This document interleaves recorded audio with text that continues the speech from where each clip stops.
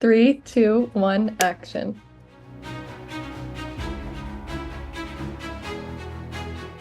Welcome back to episode 25 of As Seen on Screen. I'm Gracie. And I'm Nicole, and this is your source for entertainment news, reviews, interviews, and conversations. You can find us wherever you get your podcasts on Spotify or YouTube. Yes, well, welcome back. Thank you so much for tuning in to this week's episode. We're excited that you're here. We have a list of very exciting release dates for films next year, as well as some news in the entertainment world. So let's get right into it. Gracie, what is our first very big piece of news, which I think we're both pretty equally excited about? Yeah, I mean, it's a pretty quick renewal for Netflix, but Nobody Wants This officially has been greenlit for season two.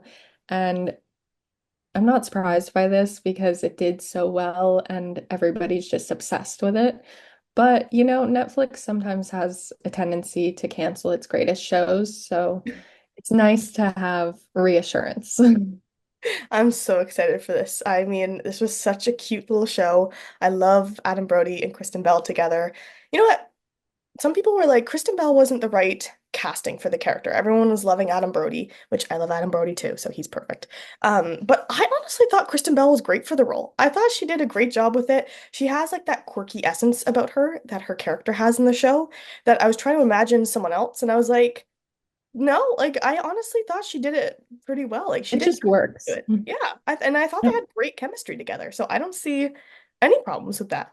It'll be interesting to see what we get for season two, though, because like obviously it is very early in the renewal stage, so no plot lines or anything. But if Yeah, it's as good as the first one, fans will be happy. I'm very excited. I think this it's just such a feel-good, cute show. And it's, they should make the episodes longer this season though. They should make it 40 minutes instead of like 25. I mean, maybe that's why it did so well. Maybe people miss like short shows. True, you know what? That's valid too. But then It's then we need like, more than 10 yeah, episodes. that's true. I'll meet them in the middle. If we get 25-minute episodes, we need a 20 episode season. But if we do 40 minutes, I can live with 10. Fair enough. Fair enough. We'll compromise with Netflix. We'll get in touch. We'll get our people will be in touch with you. But I don't know, going from this feel-good TV show to something neither of us wants. Um, not the play on words, but Nicole, what's up? Sorry, that was a good one. That's the I last. didn't even try to do that, but thank you. Terrifier 3 director Damien Leone confirms a fourth movie is coming in the Terrifier series. I still have not ventured out to the theater to see Terrifier 3 because actually I have not seen, I've seen a lot of clips from the second movie.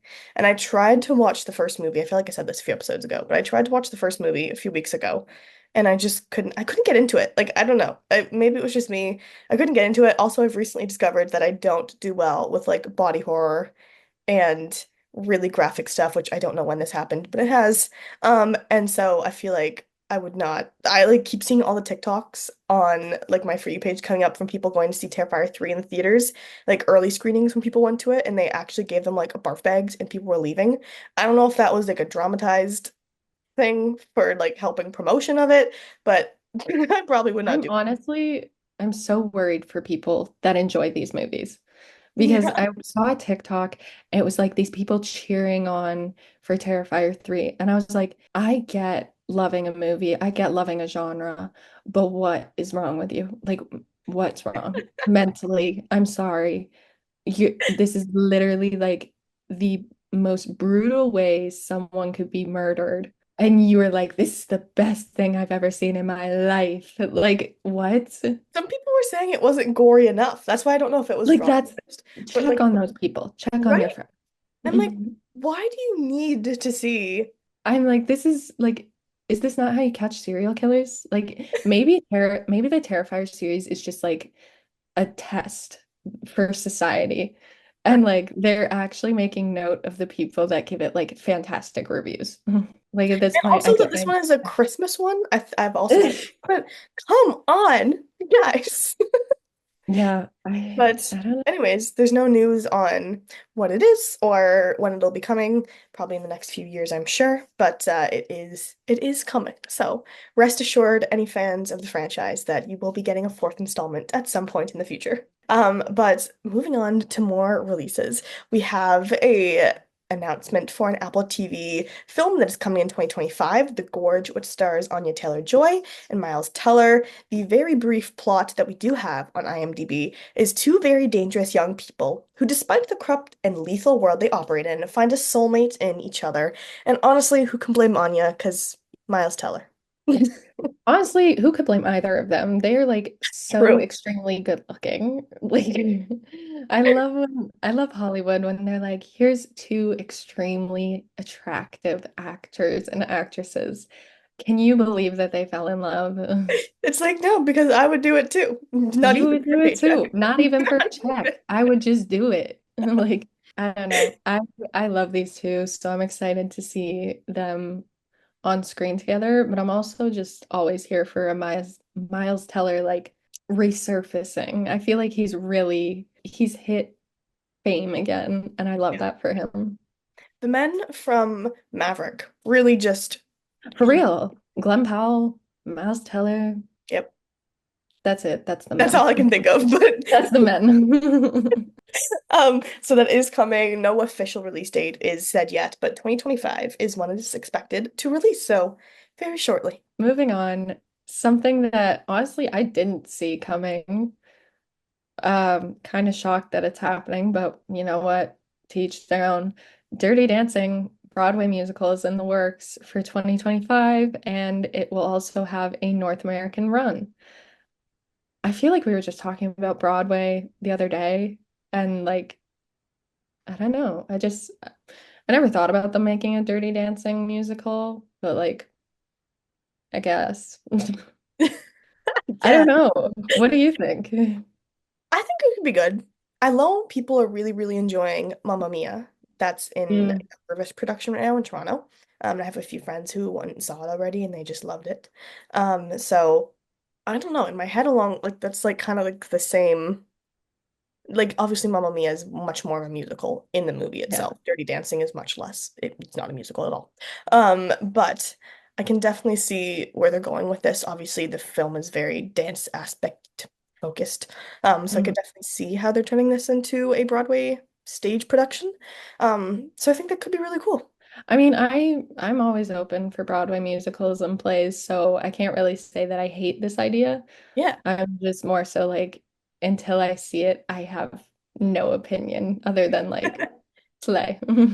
I feel like I'm on a play kick right now because like I want to go see Mamma Mia because I just went and saw my first Broadway play last week. I saw Romeo and Juliet in New York and it was so good. If anyone is Oh my going God, to I'm so jealous. I, wait here.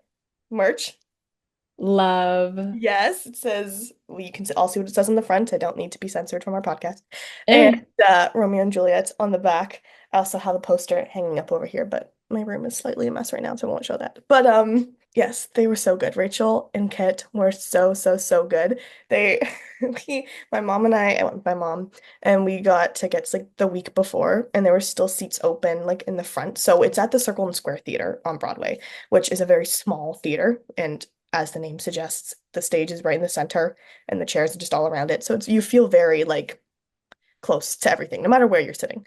But we happened to get seats at the front, and when we got them, it said audience participation could be included with these seats, and it was like you might have to stand up. We're like, great, whatever. So we get there, Mm. and the usher seats us, and she's like, "Oh, just so you know," and points to the chair that I'm sitting in. She's like, an actor from the play is gonna come and take your chair at one point in the production. They're like, just give it to them. And I was like, okay. I wasn't gonna be like, no. No, thank you. Then someone else from the production comes like 10 minutes later, walks over to us, and she's like, again, she's like, so I just really want to make sure that you're gonna give this person the chair. Like, they're not telling me who. I'm like, That would be so awkward if you literally just said no. like, I promise you I'm going to give them the chair. I promise you. And they're like, okay. how they started is very cool. Like it's all very audience focused too. So all the actors come out, and there's only about 8 or 9 of them, like in the whole play, and they all come out for the first like 10 minutes before it starts, and they're all just hanging out on stage. They're playing cards. They're smoking. Like it was just really funny, like how they were making this very like audience oriented, and then it starts. And so about halfway through, I don't know if any of you have seen the scene that got leaked on TikTok, someone recorded it, of Kit Connor doing the pull-up on the bed that Rachel Zegler is laying on, like it's in the air. So right before that, Kit was on like the stage diagonally from me. And he looks over, we make eye contact. He just starts sprinting straight towards me, jumps off the stage. Then it's not very high in the air, it's like this high. Um, and he stands beside me, like mid-scene, and he's like, "Sorry to bother you. Can I borrow your chair for a second?" And I was like, Hey, Connor, you can borrow my chair anytime. literally, I was like, and I stand up and he takes the chair. And so I just sat in the aisle. And the aisle, like we got really lucky. We just by chance took these seats and like they used the aisle. We were right in a lot too. So like Rachel and Kit and the entire cast were right next to us like the whole time basically. And then another actor brought it off the stage, the chair, and brought it back. He's like, "Here you go." And then he's like, "Oh, wait a sec." And he starts like dusting it off because Kit stood on it on the stage. Eh, Wow. This is the best. And then what an experience. Rachel signed my playbill at the end of it, so that was very exciting too. I love that. I'm so jealous. I want to go see it. We'll go again. Winter Yeah, break, we're gonna go again. we'll go. Mm. But yeah, that's my Broadway rant for the day. But I did want to review that on here because if anyone is going to New York, it is playing until mid-February. So definitely make that a plan if you are heading to the city. We also have exciting news for any fans of streaming, specifically Prime Video and Apple TV. So Amazon and Apple are teaming up to bring Apple TV Plus to Prime Video, joining a list of already existing channel extensions, including Max, Paramount Plus, AMC Plus, Stars, Shudder, and more. So the Prime Video fam is expanding, and you will soon be able to see Apple TV shows on Prime Video as well. Honestly, I just feel like they should just make one big streaming service Yeah, at this because I was about to point. say, even if you have Prime, you still won't be able to watch it because the other ones, like Paramount and Max, you have to have Crave. Certain subscriptions, yeah. Yeah, Like like I it's have just Crave and I can see the other ones, but it's like at this point, just make one big one. Like people will do it, they'll pay for it. It's just easier. because trying to pay like 10.99 or more a month for like for Netflix and then also for Disney and then also for Prime and then also for Apple and then also for Crave. It's like no one's doing that. That's a lot. Well, No, like but just make it all one and we'll deal with it. Okay? It's just, yeah. literally. Anyway, moving back to films, Freakier Friday now has a confirmed release date for August 8th, 2025. And on top of that, Disney also announced the live action Lilo and Stitch release date, which is May 23rd, 2025. So we got some new well, new-ish Disney content coming within the next few months. And I think that's exciting. Yes, I agree. And I think these are definitely some of my most anticipated films, especially Freakier Friday for next year, because I think it looks interesting from how they're doing it. I mean, obviously we don't know too much about the plot. And I'm very intrigued to see how Chad Michael Murray fits into this, since we know Lindsay's Mhm. character is not married to him. So I'm very intrigued to see how they all tie this in. I'm very excited. And live action Stitch, we He's said so this before. cute. He's cute. I was a little scared that he's gonna look very scary, but he's very cute. We thought it was going to be another Sonic thing. Thank God it's not. I know. They learned from mistakes. Yes, yes. But moving back into the horror realm, Ready or Not 2 was confirmed by the filmmakers recently last week. But nothing about the plot, nothing about the release date was confirmed. They just confirmed that Ready or Not 2 is coming. So if you're fans of the first movie, get excited. I know we both are. I'm just very intrigued to see what direction this movie is going in because I literally love this film. Like I've been praying for a second one. So I'm so excited for this, but I am also like I have no clue what the plot is going to be because of the way that the first one ended. So I'm excited. I'm worried, but excited. I'm just trying to decide, like, in my head whether I think they're going to take it that she continues on. Like, does I because don't think I don't think she wants to no, continue on like she that doesn't legacy. know. But So like maybe there's other like I don't not the same family, but like the same kind of like aspect where they're connected to the game realm and they're like, you are messing with our people. So it'll be interesting to see because obviously like the first game was ready or not. Are they gonna keep the same game? Or are they gonna kind of just like do a different card maybe? We'll see. I don't know. So I'm very intrigued. I think it'll be good. But yeah, we also have Until Dawn will have its theatrical release on April 25th of next year in 2025. So that is coming to theaters not too far in the future. So get excited. Yeah. And honestly, this next one, I was kind of surprised by the release date being so soon. But Karate Kid Legends is having its theatrical release on May 30th, 2025, which, as I said before, is shockingly soon for me because I feel like they just announced this like Right? a Like, few months weren't they ago. just doing that open casting call? Like, maybe it was like this time last year, I guess, but it didn't seem that Like, far. when did they have time to film this? Like, they really said, we have 5 minutes. I don't know. I mean, I know there's a lot of mixed opinions about this film because people are like, why are you touching such a classic film? So I don't know. I don't know. I'm just still baffled that they had time to film this. Right? Like, May is not far away. No, I was shocked when I saw the poster. I was like, I thought we just announced this. Like, what is going on? Who knows? But another one that had quite a quick turnaround, I feel like, was Five Nights at Freddy's 2. Already has its theatrical release date for December 5th, also next year, 2025. That's still quite a ways away though, because the first one came out last year, right? Yeah, like Last year. October last year. Yeah, so just over 2 years to get the new one out, which makes sense because they still have over a year now to finish it all up. So there's still lots of time for them to be doing stuff. But Honestly, it just seems like 2025 has a lot of films coming out.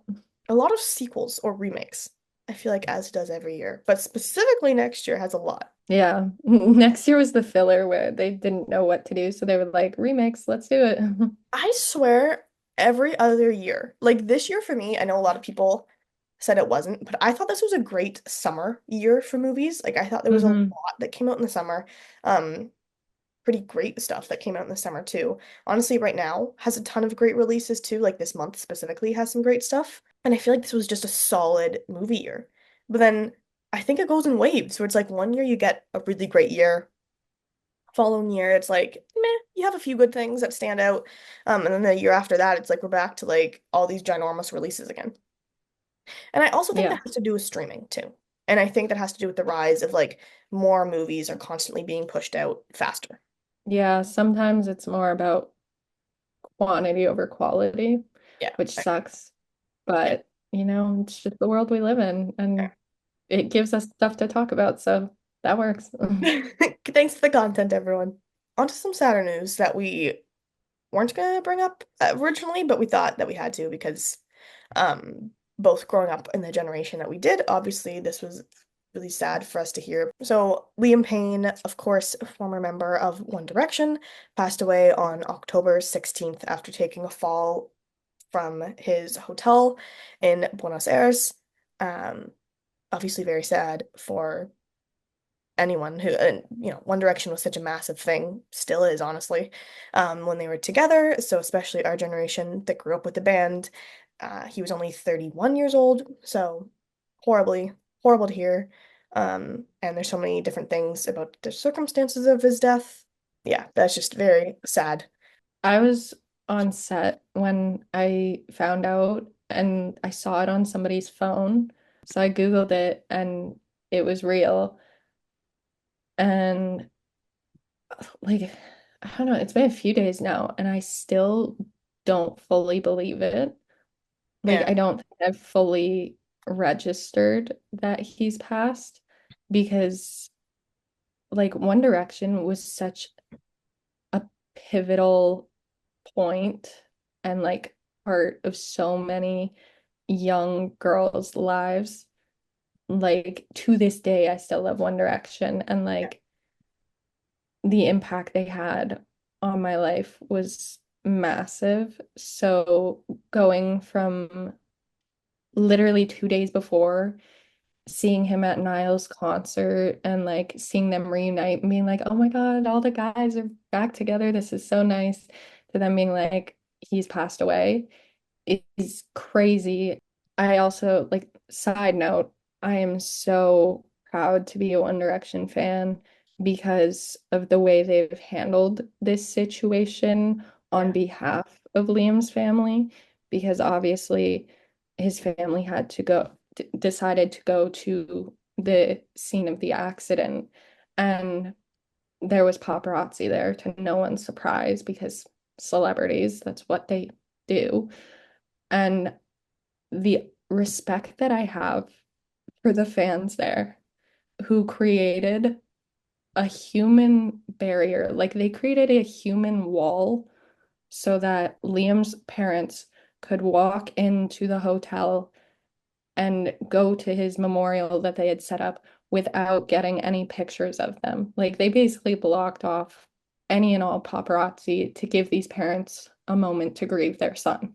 Yeah. And I think that is so extremely respectful. Yes, there's a bunch of bad things that have happened, but I do think fan-wise, it has been handled with so much grace and love that he deserved. Moving on from everything we've talked about, what was your song of the week, Nicole? My song of the week is absolutely Love Somebody by Morgan Wallen. He just released the song.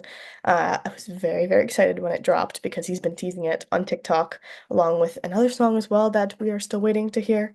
But I have had it on repeat constantly since it came out. Like in the car, it's the only song I listen to. And at home, it's the only song I listen to. So definitely have gained about 300 streams myself from the song. So if you haven't listened to it, I very much suggest going to listen to it. What is your song of the week, Gracie? Mine is, it's not new, but like I've just been vibing with it lately. After Midnight by Chapel Roan. I love the whole album, The Rise and Fall of a Midwest Princess. Hmm. Um, but like I don't know, it's just I've been playing it a lot more often and that song just like is always stuck in my head. So I'm gonna go with that. I love that. I love that. Hmm. What is your watch of the week? My watch of the week is the new season of From. I watched a few episodes before it came out because I got screeners for it, but I'm watching it now again with my friend as the episodes come out. And I love this show. I think it is so good. The acting is phenomenal. The plot line literally just keeps you guessing the entire time. I cannot recommend this show enough, and I hope it gets hundreds of more seasons Mhm. because I will never be happy with this show ending. So definitely check out From. I know I've been on Nicole to watch it for a while now. I think I might start it because I've been looking for anyone to Well, lay. yeah, what's your weekly watch? My weekly watch is Smile 2. I went and saw it the other day. I was blown away. I was very glad because so many of the critic reviews were positive. So I was really hoping. Honestly, I was a big fan of the first one. It's really unsettling, and that's what makes it so creepy. It's just the idea of you putting so much weight on the horror of someone's smile is just so unnerving. And they do such a great job with it. Obviously, these both of these films are very jump scare heavy, but for the most part of them, they do them very well. They're well placed. They are effective. They actually are scary, and they're not just a jump scare to be a jump scare. But Smile 2 specifically is amazing. Naomi Scott is just so incredible. Like it's just she's undeniably great in this film. The whole cast is great. Lucas Gage, I was specifically very impressed with as well. Big props to them and anyone who's a horror fan. Definitely check this one out because Parker Finn just did such a great job with this one too. I think it's interesting what he does with these films because if you haven't seen the first one, that was very focused on mental health. The main character is a therapist in the film, so she works in a facility for mental health, and that's kind of where it stems from when a patient um there goes through the smile epidemic, I'm gonna call it. But in this one, Naomi Scott's character is a pop star and she's very famous. We learn at the very beginning of the movie, a year prior to that, she had been in a car accident. She was struggling with issues of addiction, with drugs and alcohol. So all of it stems from that. So they do a really good job of being respectful of these topics that they're speaking about in these films and not portraying it in a way that could be harmful and stereotypical. They do a good job of really showing them with grace, but then also really incorporating them into the struggles that they have with this now supernatural entity that's taking over their body and trying to terrorize them, basically. So they combine them very effectively and in a way that's respectful. And so I think that's very admirable of how they do that because it is very effective in the terror that they cause from it. But yeah, it's just so unnerving. The whole movie is just so unnerving. So it's a really great, and that's what makes it such a great horror movie. So I can't recommend it enough. Definitely one of my favorite horrors from this year. So yeah, check out Smile 2 in theaters. And if you haven't seen the first one, watch the first one first because it actually does almost directly start where the other one ends, basically. Not totally, but like days apart. So if you haven't, to get the full effect, watch the first one and then go see the second one. But that is our weekly watches and songs. So let's get into upcoming releases. What are we starting off with, Nicole? Venom: The Last Dance is in theaters this Friday. This one, I feel like it's come so quickly because I feel like I just started seeing promotion for it not too long ago. But it is already hitting theaters this weekend on October 25th. Also on October 25th, we have Don't Move, which is a new film, horror thriller film on Netflix. I just saw the trailer for this one a few days ago and honestly looks pretty good. I'm excited for it. We also have going to a limited theatrical release, You're a Monster, which is a horror romance, getting like culty, like Lisa Frankenstein type, Jennifer Bodies type vibes from this one. But it stars Melissa Barrera and Tommy Dewey. Melissa Barrera is our most recent Scream Queen, I would say, definitely in recent times over the last few years. She's just so great in these types of films. So I'm very excited to see her in Your Monster, which again, October 25th.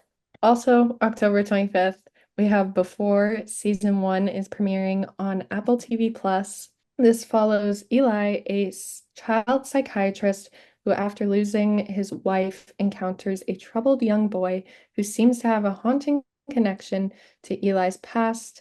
As Eli attempts to help the boy, their mysterious bond deepens. So, sounding like another thriller drama show. So if you're into that, it's going to be on Apple TV Plus. And coming also on streaming to Hulu and Disney Plus, we have Road Diary, Bruce Springsteen, and the E Street Band. This actually had its world premiere at TIFF, but I don't believe either of us saw it. But it is now going to Disney and Hulu also on October 25th. On October 27th, we have Lioness season two, which is on Paramount Plus. I know it is CIA based, very female empowerment. Obviously, you have these two powerhouse actresses as the leads. So Yeah, and coming to Netflix, all these streaming things this week. On October 30th, we have Time Cut, which is a horror kind of suspense film starring Antonia Gentry, Madison Bailey, and Griffin Gluck. This is the one that's being compared a lot to Totally Killer on Prime, if you've seen that, with Kiernan Shipka. It is kind of like a time travel movie where Madison and Antonia play sisters, and I believe Madison Bailey's character, Lucy, had passed away. And so Antonia's character, Summer, goes back in time to try to save her sister's life. Um, I'm loving the promotion they're doing for this film. I specifically kept seeing TikToks. This has nothing to do with the film, but they had Chase Stokes, who obviously Madison is on in with in Outer Banks. And then they also had Brienne Howie, who is on Ginny and Georgia with Antonia. They had them send in videos where they were asking the other co-star questions about them, and then they were seeing who actually got it right between their co-star and the other show, and then with this film. So that was actually a really funny watch. But I'm very intrigued to see this. I mean, the plot sounds great. I'm very interested to see if it actually is like Totally Killer. because so many comparisons are being made about it because they are very similar plots. So I'm excited to actually give this a watch on October 30th on Netflix. Definitely. And also on Netflix, same day, we have Martha, which is obviously Martha Stewart's documentary that she's releasing. So if you're a fan of her, you got more about her life coming.